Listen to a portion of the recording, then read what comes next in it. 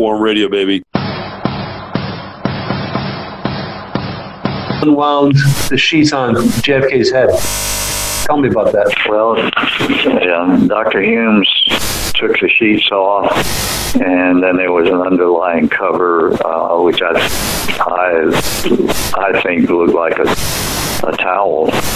And the head was massive. I mean, the head wound looked like it was massive. There was all kinds of clotted blood, serum, matted hair. It looked horrendous. But later, whenever we reflected the scalp back, it really didn't look. It didn't look like it was massive like that. It was just. It was more like the description that the Dallas doctors gave. The wound where the bone and scalp were missing was a lot less than the description in the autopsy report. It was about. Right. And I want to ask you about that. I want to ask you about what you saw and what Paul O'Connor saw versus what was put in the autopsy report itself. But before we do that, I wanted to ask you, looking at the wound on the right side of President Kennedy's head, I mean, did you see brains? What did you see? Well, actually, the wound was on the back. I know you later. Okay. I was going to say, when you look at the Zapruder film, what you saw on the side of the president's head, was it consistent with what you later? I imagine you've seen the Zapruder film many times. Was it consistent with what's in the Zapruder film regarding the head wound? Yeah, I would think so. The Zapruder film is, the wound was actually in the occipital parietal area, which, you have to look at the head as being rounded. And so that's, in the Zapruder film, you can see the head actually goes back and turns to the right. The wound, what you see leaving, is actually in the back quadrant. So, I guess you could say it's in the back side. Right. But that's where the wound was. Sure. Was there a scalp flap? Go ahead. No, I didn't see a skull flap that was depicted in the Warren Commission. I didn't see either one of those flaps. The one in the Warren Commission drawing, there was a flap on top of the head, I believe, and then in one of the photographs, there was a flap on the right side of the head that was in front of the ear. I get in that. Well, yeah. Go ahead. No, you go ahead, Jim. That was not there. At least I didn't see it there. And I know the one that was in front of the ear in the photograph wasn't there at the beginning, but I don't know when that was taken. I know that there was a small wound that was found on the right side of the head, just above the ear and slightly forward of the ear, just inside the hairline. And Dr. Humes and Dr. Humes and Dr. Fink found that wound, and it had gray margins. The margins were, like I said, kind of gray, as they were examining it. And then Dr. Fink made the statement, well, maybe that's bled from a bullet. And as they were examining that, Dr. Humes got called over to the gallery and talked to, I assume that the person he talked to was Admiral Berkeley, and then he came back and he told Dr. Fink, he said, we need to get on the head wound. And they left that wound, and they never went back to it that night. And it's never been mentioned. Wow, so that was... In any... All right, so it's interesting. Yeah. Wow, so, okay, we're referring to a wound that is in above the ear to the right a little bit, or where exactly was that wound? It's forward of the ear, but it's a little bit higher than the ear. And it's right, so just inside, where the hairline comes down into the sideburn. It was just inside there. Right there. It was about the size of your little finger. And on an x-ray, well, I don't really want to get into that. That's not my thing. But Dr. Fink thought he saw bullet residue. Well, he speculated that the gray and around the border of the wound was possibly lead from a bullet. Right. That was his comment. Okay, sure. So then basically the big gaping wound, I mean, when you watch this Zapruder film, you see like what appears to be the skull come apart on the right side of Kennedy's head. So was that just blood coming out of flowing out of the rear wound, or what? No, he had there was about 3.5 by, or maybe 4 by 2 piece of skull, and then related scalp was missing. And that was the open wound. And that's what you probably saw on the Zapruder film. That would look like a spray. And, of course, with that, there would have been brain tissue, too. Right. Sure. And so, Jim, so tell us, so basically you look at most of the gaping wounds was towards the back, right? It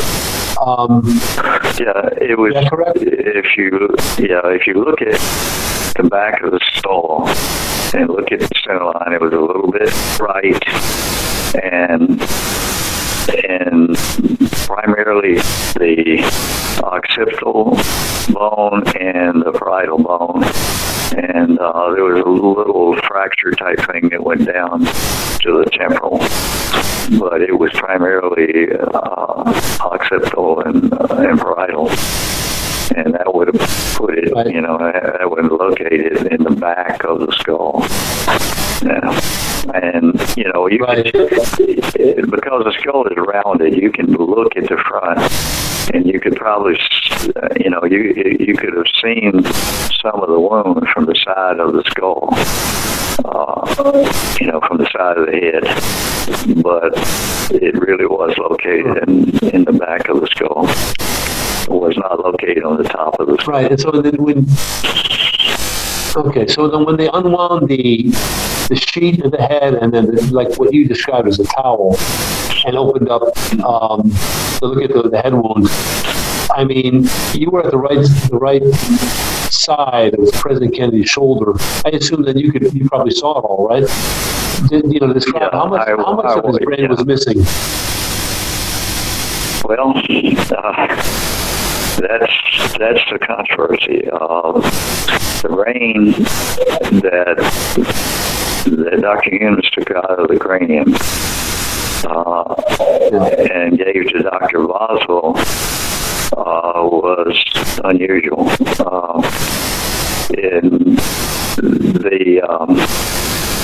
The damage to the brain didn't seem to correlate with the damage to the skull, and it was pretty much in the same area. But I saw the brain pretty well, because Humes gave it to Dr. Boswell. Dr. Boswell motioned for me to go with him over, and we went over to the bucket that we had formalin in and had a gauze sling over it. I got down on one knee, and Boswell handed the brain to me, and I turned it over and laid it in the sling and was trying to put the infusion needles in the internal carotids. And at that point in time, I didn't notice any notable damage to the cerebellum, and certainly not the type of damage that was described in Parkland. And then the brain, I had difficulty infusing brain because the brain stem looked like it had been cut from opposite sides. It's like when you cut something in from one side and you try to cut it from the other, you always leave a little bit. One of them's always a little higher than the other one. And that was, it's like trying to cut a piece of rope from one side, cut half of it, and then try to cut it from the other side. You always have one side a little higher. And that was surprising to me because Humes had made a statement that it fell out in his hands, and I just assumed that a bullet had severed the spinal column and or the brain stem. But it wasn't jagged. It looked like it had been surgically cut. And then you were there, by the way. Excuse me, Jim. Wanted to make a little clarification. So they bring the body in. And the people who were with the body at that point were the doctors. Dr. Boswell stepped out for a second. You and Paul O'Connor were there. And so, nothing had been done like that. No type of post-mortem surgery had been done. But could be that maybe something happened somewhere else. But the point I wanted to hammer home, though, is that based on what Clint Hill said, and I've set up interviews for Clint Hill, and he suggested that there was quite a bit of loss of bone, blood, and gray matter. So, but when you saw the brain in President Kennedy's cranium, you did not see a tremendous loss of brain tissue, did you? No, I didn't. I had an opportunity to talk to Dr. McClellan and Audrey Bell and Dr. Williams to compare in Dallas, what we saw and what they saw.